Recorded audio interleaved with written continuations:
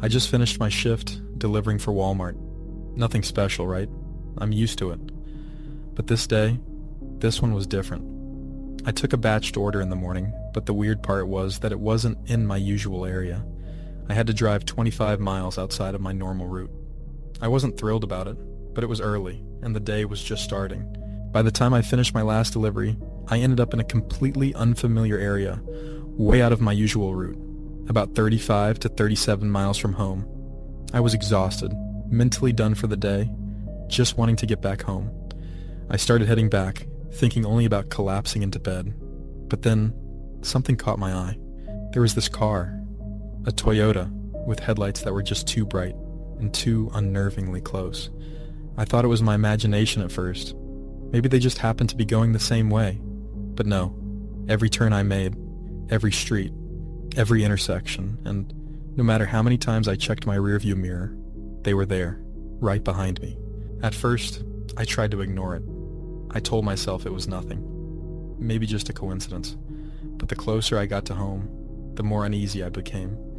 The GPS said I had 20 minutes left on my drive. I glanced back again. That same Toyota RAV was still there, too close, behind my car. As I passed through a small town, I thought maybe the car would finally turn off, but it didn't. It was stalking me. The car fell back a little, just enough to make me think they were backing off. I tried to breathe easier, but my nerves were shot. I could still see their headlights in the corner of my rearview mirror, and even though they were a little further back, it didn't bring any relief. I came up to an intersection, and the car was still behind me. No matter how many turns I made, they were right there. I had to decide, go straight or turn. I didn't hesitate. I whipped the wheel and made a sharp right turn. No blinker, no slowing down, no second thoughts. The GPS said I had one more turn before I'd be on familiar roads. Just one more. I pushed the pedal to the floor. My car bounces over bumps. I drove faster and faster, praying that the car had lost me, praying they'd turn off. But no, there it was, inching closer again. Finally, I reached at the end of the road. I had two options, left to go home or right to a gas station. My mind was racing. I was terrified. I wasn't sure if I could make it home safely, but I knew if I went to the gas station, I'd at least be in a public place. Maybe someone would notice. Maybe someone could help. I turned right, pulled into the station and parked by the pump. I needed to calm down, needed to think. I walked into the station. My hands were shaking so badly I almost couldn't get out of the car.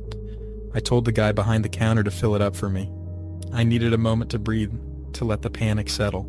As I stood outside trying to steady my breath, the Toyota RAV had followed me to the gas station. It was parked right next to mine. The man inside the car was staring at me. Not a glance, not a look.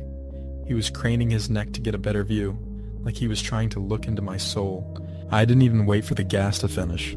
I didn't care about paying. I ran back to my car. My hands were shaking so much I could barely start the engine.